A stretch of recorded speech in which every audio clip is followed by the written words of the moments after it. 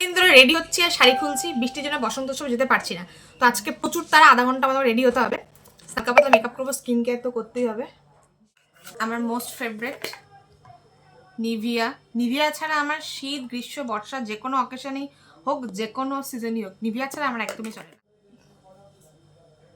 Sunscreen দিনের বেলা বেরোচ্ছি, sunscreen ছাড়া আমি বাড়ির থেকে বেরো, মেকআপ করো চাই না করো, সানস্ক্রিন ছাড়া বাড়ির থেকে বের হওয়ার একদমই। ভেবেছিলাম একটু সুন্দরভাবে বক করে ভিডিওটা বানাবো, বাট আমার কাছে ছিল অনলি 10 মিনিটস। তাড়াতাড়ি করে আমাকে রেডি হতে হতো, যেহেতু আমি আগে থেকে একটু প্ল্যান করে যে আজকে যাবো, কারণ আমার দুদিন আগে যাওয়ার কথা ছিল, যার জন্য আমি পলাশ ফুলে গাজরাও বানিয়েছিলাম।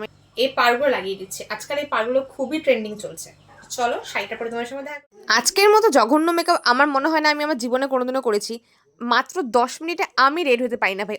অনেকে ফ্লেক্স করে 10 মিনিটে রেডি হতে পারি, 5 মিনিটে রেডি হতে পারি, আমার এত সময় লাগে না। বাট আমার লাগে ভাই, ঠিকঠাক রেডি হতে আমার 1 ঘন্টা সময় লাগে। সেখানে আমি 10 মিনিট কোনোভাবে মুন্ডু মাথা কি মেকআপ করি সেটা ভগবানই জানে। আমার জীবনে এত বাজে মেকআপ কোনোদিনও করি, যদি এই ভিডিওতে এতটা বোঝা যাচ্ছে না, ঠিকঠাকই লাগছে। বাট মানে আলোতে যখন গিয়েছিলাম আমার কাছে অতটা ভালো লাগছে না, কারণ ভিডিওতে যেটা করি না করি, বাট সামনাসামনি আমি যখন বাড়ির থেকে বেরোই খুবই মিনিমাল আমি মেকআপ ইউজ করি, কারণ আমার স্কিনে না খুব বেশি বেশি দেখা যায় বেশ সাজলে। যাই হোক, আমার এই ক্যাভাস মার্কা গেট রেডি উইথ মিটা আমার শ্যুট করা বাড়িতেই হয়ে গেছে, যেটুকু পেরেছি সময় পেয়েছি করেছি।